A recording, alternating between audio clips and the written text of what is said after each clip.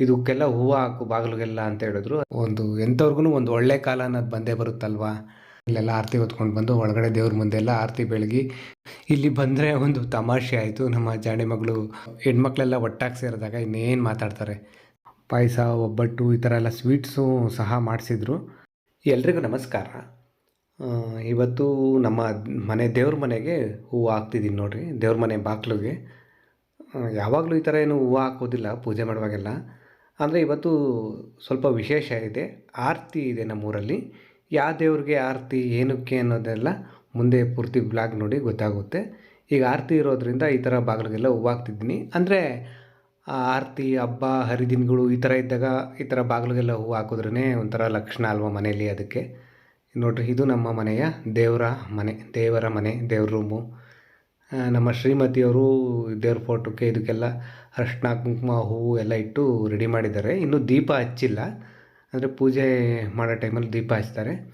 ಅದಕ್ಕೆ ಪೂಜೆ ಮಾಡೋದಕ್ಕೆ ಮುಂಚೆ ಇದಕ್ಕೆಲ್ಲ ಹೂವು ಹಾಕು ಬಾಗಿಲಿಗೆಲ್ಲ ಅಂತ ಹೇಳಿದ್ರು. ಅದಕ್ಕೆ ಬಾಗಿಲಿಗೆಲ್ಲ ಹೂವು ಹಾಕ್ತಾಯಿದ್ದೀನಿ.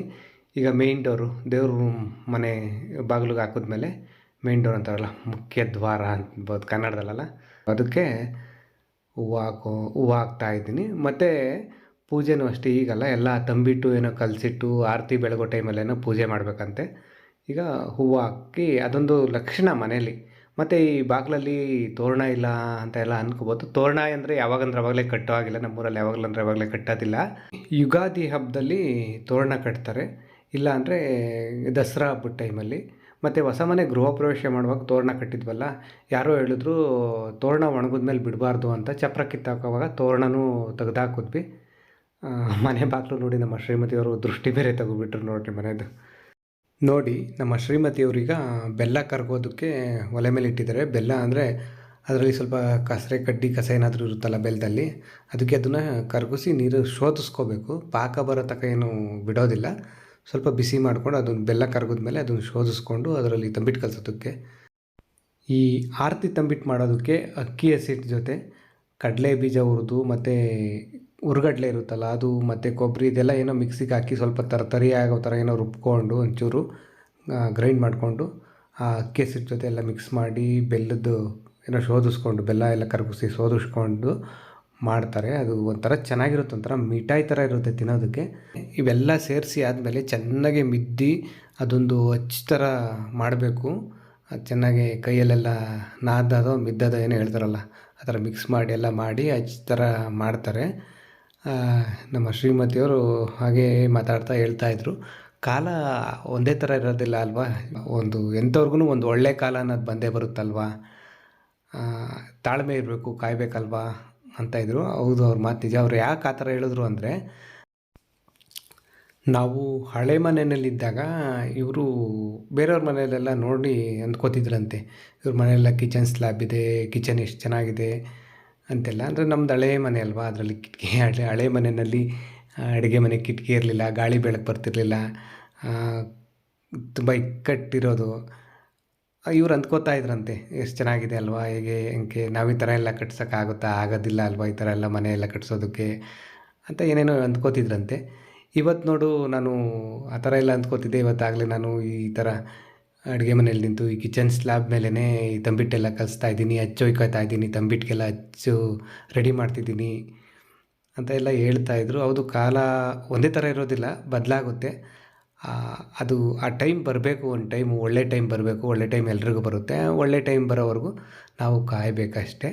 ಈ ಮಧ್ಯೆ ನಮ್ಮ ಜಾಣೆ ಮಗಳು ರೆಡಿಯಾಗಿದ್ದಾಗಲೇ ಫಸ್ಟು ನಮ್ಮ ಜಾಣೆ ಮಗಳನ್ನೇ ರೆಡಿ ಮಾಡಿದ್ದು ನಮ್ಮ ಶ್ರೀಮತಿ ಅವರು ಜಾಣೆ ಮಗಳಿಗೆಲ್ಲ ರೆಡಿ ಮಾಡಿ ಅವ್ಳಿಗೆ ಡ್ರೆಸ್ ಹಾಕಿ ಅವ್ರಿಗೆ ಉದ್ದ ಜಡೆ ಇತ್ತು. ಅಂದರೆ ಉದ್ದ ಜಡೆ ಅಂದರೆ ಏನೋ ಜಡೆ ಸಪ್ರೇಟ್ ಬರುತ್ತಲ್ಲ, ಅದೆಲ್ಲ ಹಾಕಿ ರೆಡಿ ಮಾಡಿದರು.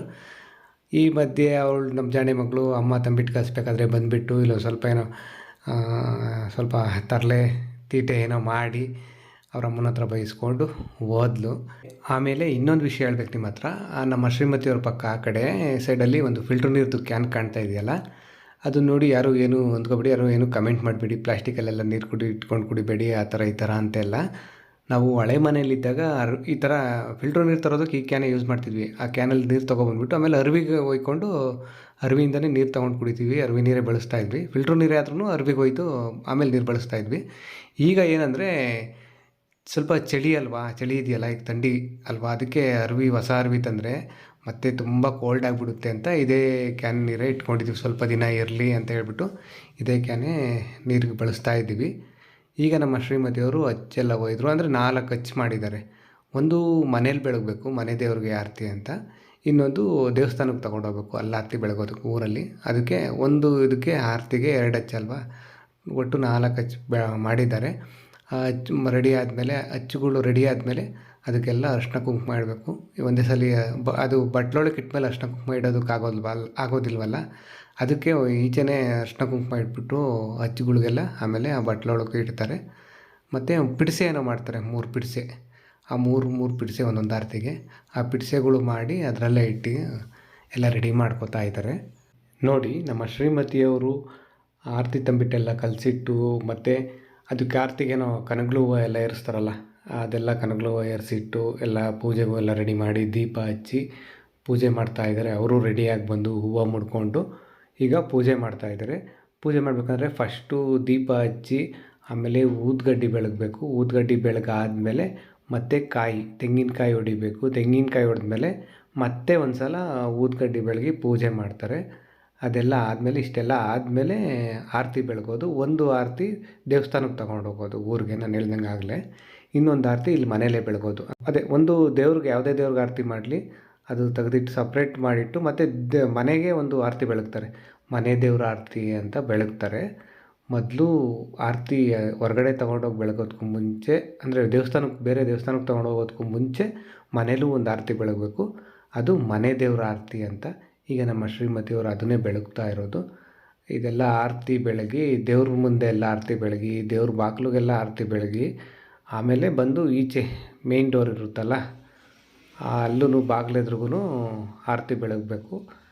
ಆ ಬಾಗಿಲೆದ್ರಿಗೂ ಆರತಿ ಬೆಳಗಾದ್ಮೇಲೆ ಮತ್ತೆ ಅದನ್ನು ಆರತಿಗೆ ಸಿಗಿಸಿರ್ತಾರಲ್ಲ, ಹೂವು ವಿಳೆದೆಲೆ ಎಲ್ಲ, ಅಂದರೆ ಹೂವು ಕಣಗ್ಲಿ ಹೂವು ಒಂದು 5 ಅಥವಾ 9 ಈ ಥರ ಎರ್ಸಿ ಸಿಗಿಸ್ತಾರೆ ಕಡ್ಡಿಗೆ. ಮತ್ತು 3 ವಿಳೆದೆಲೆ, ಅದಕ್ಕೇನೋ ದಾರ ಎಲ್ಲ ಸುತ್ತಿರ್ತಾರೆ. ಅದನ್ನೆಲ್ಲ ತೆಗೆದು ಚಪ್ರ ಇದ್ದರೆ ಚಪ್ರದ ಮೇಲೆ, ಇಲ್ಲ ಮಾಳಿಗೆ ಇದ್ದರೆ ಮಾಳಿಗೆ ಮೇಲೆ ಹಾಕಬೇಕು. ಇಲ್ಲಿ ನಮ್ಮ ಮನೇಲಿ ಶೀಟ್ ಹಾಕಿದ್ದೀವಲ್ಲ ಮುಂದೆ, ನಮ್ಮ ಶ್ರೀಮತಿಯವರು ಆ ಶೀಟಿನ ಮೇಲೆ ಹಾಕಿದ್ರು. ಯಾಕೆ ಅಂದರೆ ಈ ಥರ ಹಾಕೋದು ಅಂದರೆ ನೆಲದಲ್ಲಿ ಬಿದ್ದರೆ ಯಾರಾದರೂ ಕಾಲಲ್ಲಿ ತುಳಿಬಾರ್ದು, ದೇವ್ರಿಗೆ ಬೆಳಗಿರೋದಲ್ವಾ ಅಂತ ಅನ್ನೋ ಉದ್ದೇಶದಿಂದ ಇರ್ಬೋದು ಈ ಥರ ಮೇಲೆ ಕೇಸಿದ್ದು. ಆ ಥರ ಅಂದ್ಕೊಂಡಿದ್ದೀನಿ ನಾನು. ಬೇರೆ ಏನು ಕಾರಣನೋ ಗೊತ್ತಿಲ್ಲ. ಏನಾದರೂ ಆ ಥರ ಕಾರಣ, ಬೇರೆ ಕಾರಣ ಇದ್ದರೆ ಗೊತ್ತಿದ್ದರೆ ನಿಮ್ಗೆ ಯಾರಿಗಾದ್ರೂ ತಿಳಿಸಿ. ಮನೆ ದೇವರು ಆರತಿ ಬೆಳಗಿದ ಮೇಲೆ ನಮ್ಮ ಶ್ರೀಮತಿಯವರು ಮತ್ತೊಂದು ಸಲ ದೇವ್ರಿಗೆ ಕೈ ಮುಗಿದು ದೇವ್ರ ಮುಂದೆ ಕೂತು ಒಂದು ಚಿಕ್ಕದಾಗಿ ಒಂದು ಪ್ರಾರ್ಥನೆ ಮಾಡಿ, ಈಗ ತಾನೇ ದೀಪ ಹಚ್ಚಿದ್ದೀವಿ ಅಂತ ಹೇಳ್ಬಿಟ್ಟು ಒಂದು 10 ನಿಮಿಷ ಮನೇಲೇ ಕೂತಿದ್ದು. ಆಮೇಲೆ ದೇವಸ್ಥಾನಕ್ಕೆ ಆರತಿ ತೊಗೊಂಡು ಊರೊಳಗೆ ಹೊರಟ್ವಿ. ಅಂದರೆ ಆರತಿ ತೊಗೊಂಡು ಹೋಗ್ಬೇಕಾದ್ರೆ ಸ್ವಲ್ಪ ರೋಡ್ ಸಿಗುತ್ತಲ್ಲ ನಮ್ಮ ಹೊಲದಿಂದ, ಮನೆಯಿಂದ ಅಲ್ಲಿವರೆಗೂ ರೋಡ್ವರೆಗೂ ನಡ್ಕೊಂಡೋಗಿ ಅಲ್ಲಿಂದ ಹಂಗೆ ಗಾಡಿನಲ್ಲಿ ಹೋದ್ವಿ. ನಮ್ಮ ಜಾಣೆ ಮಕ್ಕಳು ಹಣ್ಣು ಕಾಯ್ದು ಬ್ಯಾಗ್ ಇಟ್ಕೊಂಡಿದ್ರೆ ನಮ್ಮ ಶ್ರೀಮತಿಯವರು ಆರತಿ ತಗೊಂಡು ಹೋದರು. ನೋಡಿ, ನಾವೀಗ ಊರೊಳಗೆ ಬಂದ್ವಿ. ಊರಲ್ಲಾಗಲೇ ಎಲ್ಲರ ಮನೇಲೂ ಆರತಿ ತೊಗೊಂಡು ಹನುಮಂತರಾಯನ ಗುಡಿ ಹತ್ರ ಇದ್ದರು, ಅಂದರೆ ಆಂಜನೇಯನ ದೇವಸ್ಥಾನದ ಹತ್ರ. ಇಲ್ಲಿ ಒಂದಷ್ಟು ಜನ ಹೆಂಗಸರೆಲ್ಲ ಕೂತ್ಕೊಂಡು ಪದ ಹೇಳ್ತಿದ್ರು. ಪದ ಅಂದರೆ ಜನಪದ ಗೀತೆ, ಜನಪದ ಹಾಡು ಹೇಳ್ತಾರಲ್ಲ, ಅದನ್ನು ಹೇಳ್ತಿದ್ರು. ಇನ್ನೊಂದು ಕಡೆಯಲ್ಲಿ ಸ್ವಲ್ಪ ವಯಸ್ಸಾದವರು ಮತ್ತು ಗಣ್ಯ ವ್ಯಕ್ತಿಗಳು ಅಂತಾರಲ್ಲ, ಅವರೆಲ್ಲ ಕೂತಿದ್ರು. ಅವ್ರು ಕೂತ್ಕೊಳ್ಳೋದಕ್ಕೆ ಇಲ್ಲೆಲ್ಲ ಚೇರ್ ಹಾಕಿದ್ರು, ಒಂದಷ್ಟು ಇಲ್ಲಿ ಕೂತಿದ್ರು. ಆ ಕಡೆ ಅರೆವಾದ್ಯದವರು, ಅರೆಬಡಿಯವರು, ಅವರು ಬೆಂಗಳೂರಿಂದ ಬಂದಂಥ ಹುಡುಗರು ಸುಮಾರು ಜನ ಎಲ್ಲ ಇಲ್ಲಿ ನಿಂತಿದ್ದರು. ಮತ್ತು ಇದು ನೋಡ್ರಿ, ನಮ್ಮ ಊರಿನ ಹನುಮಂತರಾಯನ ಗುಡಿ ಅಂತೀವಿ ನಾವು, ಆಂಜನೇಯ ಸ್ವಾಮಿ ದೇವಸ್ಥಾನ. ಎಷ್ಟು ಚೆನ್ನಾಗಿ ಹೂವಿಂದ ಅಲಂಕಾರ ಮಾಡಿದ್ದಾರೆ ನೋಡ್ರಿ. ನಾವು ಬರೋ ಟೈಮ್ಗೆ ಮಂಗಳಾರತಿ ಆಗಿತ್ತು. ಅಂದರೆ ಮಂಗಳಾರತಿ ಒಳಗಡೆ ದೇವ್ರಿಗೆ ಪೂಜೆ, ಮಹಾಮಂಗಳಾರತಿ ಅಂತಾರಲ್ಲ, ಅದಾಗಿತ್ತು. ಮಂಗಳಾರತಿ ಆದಮೇಲೆ ಬಂದು ತೀರ್ಥ ಹಾಕಬೇಕು. ಅಂದರೆ ಪೂಜಾರಪ್ಪನವ್ರು ಬಂದು ಎಲ್ರಿಗೂ, ಹೊರಗಡೆ ಇರೋರು ಒಳಗಡೆ ಇರೋರು ಪ್ರತಿಯೊಬ್ರಿಗೂ ಅಲ್ಲಿ ನಿಂತ್ಕೊಂಡೆಲ್ಲ ತೀರ್ಥ ಪ್ರೋಕ್ಷಣೆ ಮಾಡ್ತಾರೆ. ಅದಾದಮೇಲೆ ಮಂಗಳಾರತಿ ಬೆಳಗಬೇಕು. ಅಂದರೆ ಇಲ್ಲೆಲ್ಲ ಮಂಗಳಾರತಿ ಎತ್ಕೊಂಡು ನಿಂತಿದ್ದಾರೆ ನೋಡ್ರಿ, ಹೆಣ್ಮಕ್ಳೆಲ್ಲ ಅಲ್ಲಿ ದೇವಸ್ಥಾನದ ಮುಂದೆ ನಿಂತಿದ್ದಾರೆ. ದೇವಸ್ಥಾನ ಸ್ವಲ್ಪ ಚಿಕ್ಕದು ಅಂದರೆ ತೀರ ಚಿಕ್ಕದೇನಲ್ಲ. ಇಲ್ಲಿ ಬಂದಿರೋ ಜನಕ್ಕೆ ಹೋಲಿಸಿದ್ರೆ ಅದು ಚಿಕ್ಕದಾಗುತ್ತೆ. ತುಂಬ ಜನ ಬಂದಿದ್ದಾರಲ್ಲ ಆರತಿಗೆ, ಜನ ಜಾಸ್ತಿ ಇದ್ದಾರೆ. ಅದಕ್ಕೆ ಒಳಗಡೆ ಎಲ್ಲ ತುಂಬ ಜನ ತುಂಬಿಟ್ಟಿದ್ದಾರೆ ದೇವಸ್ಥಾನದೊಳಗಡೆ. ಹಾಗಾಗಿ ಸ್ವಲ್ಪ ಜನ ಎಲ್ಲ ಈಚೆನೇ ಇದ್ದಾರೆ. ಹೌದು, ಬ್ಲಾಗ್ ಶುರು ಆದಾಗಲೇ ನಾನು ಹೇಳಿದ್ದೆ ನಿಮಗೆ ಯಾವ ದೇವ್ರಿಗೆ ಆರತಿ, ಏನಕ್ಕೆ ಆರತಿ ಆಮೇಲೆ ಹೇಳ್ತೀನಿ ಅಂತ. ಆದರೆ ಇಷ್ಟೊತ್ತಾದರೂ ಹೇಳಲೇ ಇಲ್ಲ ಅಲ್ವಾ ನಿಮಗೆ. ಈಗ ನಿಮಗೆ ಗೊತ್ತಾಗಿರುತ್ತೆ ಯಾವ ದೇವ್ರಿಗೆ ಆರತಿ ಅಂತ. ಯಾಕೆಂದರೆ ಹನುಮಂತರಾಯನ ಗುಡಿ ಹತ್ರ ಬಂದಿದ್ದೀವಿ, ಆಂಜನೇಯನ ಗುಡಿ ಹತ್ರ ಬಂದಿದ್ದೀವಿ ಅಂತ ಹೇಳಿದ್ದೀನಲ್ಲ, ಆಂಜನೇಯ ಸ್ವಾಮಿಗೆ ಆರತಿ ಅಂತ ಗೊತ್ತಾಯಿತು. ಆದರೆ ಇವಾಗ ಯಾಕೆ ಆರತಿ ಮಾಡ್ತಿರೋದು ಅಂತ ಗೊತ್ತಾಗಿಲ್ಲ ಹೇಳ್ತೀನಿ ನೋಡಿ. ಇತ್ತೀಚೆಗೆ ಹನುಮ ಜಯಂತಿ ಆಯ್ತಲ್ವಾ, ಡಿಸೆಂಬರ್ 2ನೇ ತಾರೀಕು, ಅವತ್ತು ಮಾಡಬೇಕಿತ್ತು ಈ ಆರತಿ ಮಾಡಬೇಕು ಅಂತ ಎಲ್ಲ ಅಂದ್ಕೊಂಡಿದ್ರು. ಆದರೆ ಆ ಟೈಮಲ್ಲಿ ನಮ್ಮೂರಲ್ಲಿ ಒಂದು ಸಾವಾಯಿತು. ಒಬ್ಬರ ಮನೇಲಿ ಒಬ್ಬರು ತೀರ್ಕೊಂಡ್ರು. ಹಾಗಾಗಿ ಅದು ಸೂತಕ ಬೇಡ, ಈ ಟೈಮಲ್ಲಿ ಮಾಡೋದು ಬೇಡ ಅಂತ ಹೇಳ್ಬಿಟ್ಟು ಸುಮ್ಮನಾದರು. ಮತ್ತು ಸ್ವಲ್ಪ ದಿನ ಆದಮೇಲೆ ಅವ್ರದ್ದೇನೋ ಸೂತಕ ಶಾಸ್ತ್ರ ಏನೋ ಇರುತ್ತಲ್ಲ, ಅದೆಲ್ಲ ಕಳ್ಕೊಂಡಾದಮೇಲೆ ಈಗ ಆರತಿ ಮಾಡ್ತಾ ಇದ್ದಾರೆ. ಮತ್ತು ಈ ದೇವಸ್ಥಾನ ಒಳಗಡೆ ತುಂಬ ಜನ ಇದ್ದರು ಅಂದಲ್ಲ ಆಗಲೇ, ಎಲ್ಲ ಸ್ವಲ್ಪ ಜನ ಈಚೆ ನಿಂತಿದ್ರು ಅಂತ. ಸ್ವಲ್ಪ ಜನ ಎಲ್ಲ ಒಳಗಡೆ ಇದ್ದವರೆಲ್ಲ ಆರತಿ ಬೆಳಗ್ಕೊಂಡು ಮಂಗಳಾರತಿ ತೊಗೊಂಡು ಈಚೆ ಬಂದಮೇಲೆ ಈಚೆ ಇದ್ದವರು ಮತ್ತೆ ಒಳಗಡೆ ಹೋಗಿ ಅವರು ಮಂಗಳಾರತಿ ತೊಗೊಂಡು ಆರತಿ ಬೆಳ್ಕೊಂಡು ಈಚೆ ಬಂದರು. ನಮ್ಮ ಶ್ರೀಮತಿಯವರು, ನಾವು ಸಹ ಹೋದ್ವಿ ದೇವಸ್ಥಾನದೊಳಗಡೆ. ನಮ್ಮ ಶ್ರೀಮತಿಯವರು ಆರತಿ ಬೆಳಕೋದಕ್ಕೆ ಅಂತಲೇ ದೇವರು ಮುಂದೆ ಗರ್ಭಗುಡಿ ಮುಂದಕ್ಕೆ ಹೋದರು. ತುಂಬ ರಶ್ ಇತ್ತು. ನಾನು ತುಂಬ ಮುಂದೆ ಹೋಗಿ ಹತ್ರ ನಿಂತ್ಕೊಂಡು ಎಲ್ಲ ವಿಡಿಯೋ ಮಾಡೋದಕ್ಕಾಗಲಿಲ್ಲ. ಈಚೆಯಿಂದನೇ ನೋಡಿ ಎಷ್ಟೊಂದು ರಶ್ ಇದೆ, ಎಷ್ಟೊಂದು ಜನ ಕಾಣ್ತಾಯಿದ್ದಾರೆ. ಇಲ್ಲೆಲ್ಲ ಆರತಿ ಹೊತ್ಕೊಂಡು ಬಂದು ಒಳಗಡೆ ದೇವ್ರ ಮುಂದೆ ಎಲ್ಲ ಆರತಿ ಬೆಳಗಿ ಕಾಯಿ ಹಾಕ್ಸಿ ಮಂಗಳಾರತಿ ತಗೊಂಡು ಹೋಗ್ತಾ ಇದ್ದಾರೆ. ಮತ್ತು ಇನ್ನೊಂದು ಕಡೆಯಲ್ಲಿ ಬಂದು ಎಲ್ಲ ಆರತಿ ಬೆಳಗ್ಕೊಂಡು ಹೋಗ್ತಾ ಇರೋವಂಥ ಹೆಣ್ಮಕ್ಳಿಗೆಲ್ಲ ಅರಿಶಿನ ಕುಂಕುಮ, ಇದೇನು ಫಲ ಅಂತ ಏನೋ ಕೊಡ್ತಾರಲ್ಲ, ಅರಿಶಿನ ಕುಂಕುಮ ಅವೆಲ್ಲ ಕೊಡ್ತಾಯಿದ್ದಾರೆ. ನಮ್ಮ ಶ್ರೀಮತಿಯವರು ಆರತಿ ಬೆಳಗ್ಗೆ ಬಂದಮೇಲೆ ಅರಿಶಿನ ಕುಂಕುಮ ತೊಗೊಂಡು ಅಲ್ಲಿಂದ ಈಚೆ ಬಂದು, ಮತ್ತು ಇಲ್ಲಿ ದೇವಸ್ಥಾನದ ಮುಂದೆ ಚಪ್ರ ಹಾಕಿದ್ದಾರೆ. ಒಳಗಡೆ ಆರತಿ ಬೆಳಗಿದ್ರೂ ಅದಕ್ಕೆ ಸಿಕ್ಕಿರೋವಂಥ ಹೂವು ವಿಳೆದೆಲೆ ಏನಿರುತ್ತೋ ಆರತಿಗೆ ಅದನ್ನು ಅಲ್ಲೇ ಹಾಕೋಂಗಿಲ್ಲ, ಬಂದಿಲ್ಲಿ ಚಪ್ರದ ಮೇಲೆ ಹಾಕ್ಬೇಕು. ಈಚೆ ಚಪ್ರದ ಮೇಲೆ ಹಾಕಿದ್ವಿ. ಆಮೇಲೆ ಇಲ್ಲಿ ಪ್ರಸಾದ ಕೊಡ್ತಾಯಿದ್ರು.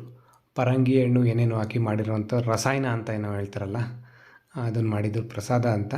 ಅಲ್ಲೇ ಪ್ರಸಾದ ಇಸ್ಕೊಂಡು ಅಲ್ಲೇ ದೇವಸ್ಥಾನದ ಮೆಟ್ಲು ಮೇಲೆ ಕೂತ್ಕೊಂಡು ಪ್ರಸಾದ ತಿಂದುಬಿಟ್ಟು ಅಲ್ಲಿಂದ ವಾಪಸ್ಸು ಮನೆ ಕಡೆ ಹೊರಟ್ವಿ. ಇಲ್ಲಿ ಇವತ್ತು ಅಡುಗೆ ಎಲ್ಲ ಮಾಡಿಸಿದ್ದಾರೆ, ಊಟ ಎಲ್ಲ ಹಾಕ್ತಾಯಿದ್ದಾರೆ. ನಾವು ಆಮೇಲೆ ಪ್ರಸಾದ ಅಂದರೆ ಊಟ ಮಾಡೋದಕ್ಕೆ ಅಂತ ಬರ್ತೀವಿ. ಮನೆಗೆ ಹೊರಟಿದ್ದೀವಿ. ಮನೆಗೆ ಹೋಗ್ಬಿಟ್ಟು ಅಲ್ಲಿಂದ ಬರ್ತೀವಿ. ಮತ್ತೆ ನೋಡಿರಿ, ಮನೆಗೆ ಬಂದು ಮತ್ತೆ ಆರತಿ ಬೆಳಗಿದ್ವಲ್ಲ, ಆರತಿದು ಬಟ್ಟಲೆಲ್ಲ ತಗೊಬಂದು ಮನೇಲಿಟ್ಟು ವಾಪಸ್ಸು ಹೋಗ್ತಾಯಿದ್ದೀವಿ ಊರೊಳಕ್ಕೆ. ಯಾಕೆ ಅಂದರೆ ಆರತಿ ಬಟ್ಟಲೆಲ್ಲ ಇಟ್ಕೊಂಡು ಅಲ್ಲೆಲ್ಲ ಊಟಕ್ಕೆಲ್ಲ ಕೂತ್ಕೊಂಡು ಅದೆಲ್ಲ ಒಂದಷ್ಟು ಕಂಫರ್ಟೇಬಲು ಅಂತಾರಲ್ಲ, ಏನಂತಾರಲ್ಲ, ಅದು ಸರಿ ಅನಿಸಲ್ಲ. ಅದಕ್ಕೋಸ್ಕರ ಆರತಿ ಬಟ್ಲು ಇಟ್ಟೋಗೋಣ ಅಂತೇಳಿ ನಮ್ಮ ಶ್ರೀಮತಿಯವ್ರು ಕರ್ಕೊಬಂದರು. ಇಲ್ಲಿ ಬಂದರೆ ಒಂದು ತಮಾಷೆ ಆಯಿತು. ನಮ್ಮ ಜಾಣಿ ಮಗಳು ತಮಾಷೆ ಮಾಡ್ತಿದ್ಲೇನೋ, ತುಂಬ ನಗು ಬಂತು. ಮತ್ತು ಅವಳದು ಬೈತಲೆ ಬಟ್ಟೆನೋ ಎಲ್ಲ ಬಿಡಿಸ್ಕೊಂಡಿದ್ಲು. ಅದೆಲ್ಲ ಅವರಮ್ಮ ಬೈತಲೆ ಬಟ್ಟೆ ಮತ್ತೆ ಹಾಕಿ ಎಲ್ಲ ಮತ್ತೆ ವಾಪಸ್ಸು ಊರೊಳಕ್ಕೆ ಹೊರಟ್ವಿ. ಈಗ ಇಲ್ಲಿ ಊರಿಗೆ ಬಂದು ಊರ ಮುಂದೆ ನಿಂತಿದ್ದೀವಿ ನೋಡಿ. ನಮ್ಮ ಶ್ರೀಮತಿಯವರು ಅವರ ಫ್ರೆಂಡ್ಸ್ ಜೊತೆ ಮಾತಾಡ್ಕೊಂಡು ನಿಂತಿದ್ದಾರೆ. ಅಂದರೆ ಆ ಕಡೆ ಊರ ಮುಂದೆ ಪೆಂಡಾಲು ಟೇಬಲು ಎಲ್ಲ ಹಾಕಿದ್ದಾರೆ ಊಟಕ್ಕೆ. ಆದರೆ ಪಂಕ್ತಿ ಖಾಲಿ ಇಲ್ಲ, ಪಂಕ್ತಿ ಫುಲ್ಲು ಭರ್ತಿಯಾಗಿದೆ. ಇವರೆಲ್ಲ ಏನು ಮಾತಾಡ್ಕೊಂಡ್ರು ಅಂತನಾ? ಅಯ್ಯೋ, ಹೆಣ್ಮಕ್ಳೆಲ್ಲ ಒಟ್ಟಾಗಿ ಸೇರಿದಾಗ ಇನ್ನೇನು ಮಾತಾಡ್ತಾರೆ? ಸೀರೆ, ಒಡವೆ, ಡಿಸೈನ್ ಬ್ಲೌಸು, ಬರೀ ಇದ್ರ ಬಗ್ಗೆನೇ ಇವ್ರು ಮಾತಾಡಿದ್ದು. ಇವ್ರ ಮಾತುಗಳಿನ್ನೂ ಮುಗ್ದಿರಲಿಲ್ಲ. ಆದರೆ ಪಂಕ್ತಿನಲ್ಲಿ ಕೂತವ್ರದ್ದು ಊಟ ಮುಗ್ದಿತ್ತು. ಅದಕ್ಕೆ ನಮಗೂ ಸೀಟ್ ಸಿಕ್ತು. ಬಂದು ಊಟಕ್ಕೆ ಕೂತ್ಕೊಂಡ್ವಿ. ಅಲ್ಲಿ ನಮ್ಮ ಶ್ರೀಮತಿಯವ್ರ ಪಕ್ಕ ಕೂತಿದ್ದಾರಲ್ಲ, ಅವರು ನಮ್ಮ ಶ್ರೀಮತಿಯವರ ಫ್ರೆಂಡು. ನೀವು ಒಂದು ಸಲ ಹಳೆ ಬ್ಲಾಗಲ್ಲಿ ನೋಡಿರ್ಬೋದು. ನಮ್ಮೂರು ಪೂಜಾರಪ್ಪ ಅವ್ರ ಹೊಲದಲ್ಲಿ ಹೋಗಿ ಏನೋ ಅವ್ರ ಅಡಿಕೆ ಸಸಿನಲ್ಲಿ, ಅಡಿಕೆ ಗಿಡದಲ್ಲಿ ಹೋಗ್ಬಿಟ್ಟು ಅಡಿಕೆ ತೋಟದಲ್ಲಿ ಸೊಪ್ಪು ಕಿತ್ಕೊಬಂದಿದ್ವಿ. ಬಸ್ಸಾರು ಮಾಡ್ತೀವಿ, ಮುದ್ದೆ ಮಾಡ್ತೀವಿ, ರೂಪಾ ಬಾ ಊಟಕ್ಕೆ, ನಿಮ್ಮ ಮನೇಲಿ ನಿಮ್ಮ ಹೊಲದಲ್ಲಿ ಸೊಪ್ಪು ಕಿತ್ಕೊಂಡಿದ್ದೀವಿ ಅಂತ ಏನೋ ಒಂದು ಹೇಳಿದ್ವಿ. ಗೊತ್ತಾ, ನೆನಪಿದೆಯಾ? ಹಳೆ ನಮ್ಮ ಬ್ಲಾಗ್ ರೆಗ್ಯುಲರಾಗಿ ನೋಡೋರಿಗೆ ಗೊತ್ತಿರುತ್ತೆ. ಅದೇ ರೂಪ ಅವರು ಅವ್ರ ಹೊಲದಲ್ಲಿ ಅವತ್ತು ಸೊಪ್ಪು ಕಿತ್ಕೊಬಂದಿದ್ದು. ನಮ್ಮ ಶ್ರೀಮತಿಯವ್ರಿಗೆ ನಮ್ಮೂರಲ್ಲಿ ಇರುವಂಥ ಒಳ್ಳೆಯ ಫ್ರೆಂಡ್ ಅಂದರೆ ಅವರೇ. ಇಲ್ಲಿ ಎಲ್ಲ ನಮ್ಮೂರಲ್ಲಿ ಸ್ವಲ್ಪ ದೊಡ್ಡವರು, ಹುಡುಗರು ಎಲ್ಲ ಸೇರಿ ಇವರೇ ನಮ್ಮೂರವ್ರನ್ನೇ ಊಟಕ್ಕೆ ಬಿಡಿಸ್ತಾಯಿದ್ರು. ಬಾಳೆ ಎಲೆ ಎಲ್ಲ ತಂದಿದ್ರು, ಬಾಳೆ ಎಲೆ ಊಟ, ಟೇಬಲ್ ಊಟ. ಮತ್ತು ಇಲ್ಲಿ ಚಿಕ್ಕ ಮಕ್ಕಳು ಎಲ್ಲ ಬಂದುಬಿಟ್ಟು ಪಾಪ ಖುಷಿಯಾಗಿ ಅವರು ಎಲ್ಲ ನೀರೆಲ್ಲ ಒಯ್ತಾಯಿದ್ರು. ಊಟ ಮಾಡೋ ಲೋಟಗಳಿಗೆಲ್ಲ ನೀರು ಒಯ್ತಾಯಿದ್ರು. ಊಟ ಸಹ ತುಂಬ ಚೆನ್ನಾಗಿತ್ತು. ತುಂಬ ಐಟಮ್ಸ್ಗಳು ಮಾಡಿಸಿದ್ರು. ಪಾಯಸ, ಒಬ್ಬಟ್ಟು, ಈ ಥರ ಎಲ್ಲ ಸ್ವೀಟ್ಸು ಸಹ ಮಾಡಿಸಿದ್ರು. ಇಲ್ಲಿ ದೊಡ್ಡವರು, ಚಿಕ್ಕವರು, ಊರಿನಲ್ಲಿ ಪಂಚಾಯಿತಿ ಅಧ್ಯಕ್ಷರು ಅಂತ ಎಲ್ಲ ಭೇದ ಭಾವ ಇಲ್ಲದೇ ಎಲ್ಲರೂ ಬಂದು ಇಲ್ಲಿ ಊಟ ಬಡಿಸೋದಕ್ಕೆ, ಊಟದ ಹತ್ರ ಎಲ್ಲ ಕೆಲಸ ಮಾಡಿದ್ರು ಚೆನ್ನಾಗೇ. ನಾವು ಊಟ ಮಾಡಿಕೊಂಡು ಅಲ್ಲಿಂದ ಸಂಜೆ ಆಯಿತು. ಸಂಜೆ ವಾಪಸ್ ಮನೆಗೆ ಬಂದ್ವಿ. ಇವತ್ತಿನ ದಿನ ಹೀಗಿತ್ತು. ಇವತ್ತಿನ ಬ್ಲಾಗ್ನ ಇಲ್ಲಿಗೆ ಮುಗಿಸ್ತಾ ಇದ್ದೀನಿ. ನಿಮ್ಮೆಲ್ರಿಗೂ ಆ ಆಂಜನೇಯ ಸ್ವಾಮಿಯ ಆಶೀರ್ವಾದ ಇರಲಿ. ಎಲ್ರಿಗೂ ಒಳ್ಳೆಯದಾಗಲಿ. ಧನ್ಯವಾದ.